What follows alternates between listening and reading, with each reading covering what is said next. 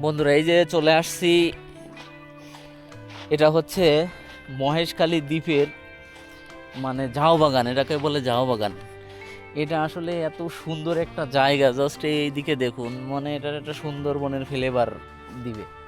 মানে প্রচুর গাছগাছালি, এখান দিয়ে দেখেন এত সুন্দর একটা জায়গা। এখানে আসলে গাড়িগুলো আসতে চায় না সচরাচর, যারা চিনে তারাই আসে।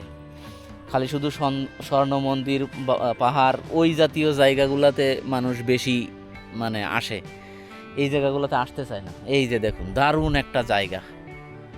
এই যেখান দিয়ে মানে মহেশখালী আসলে এটা বলবেন যে জাও বাগানটা দেখানো লাগবে, তাইলে ওরা নিয়ে আসবে।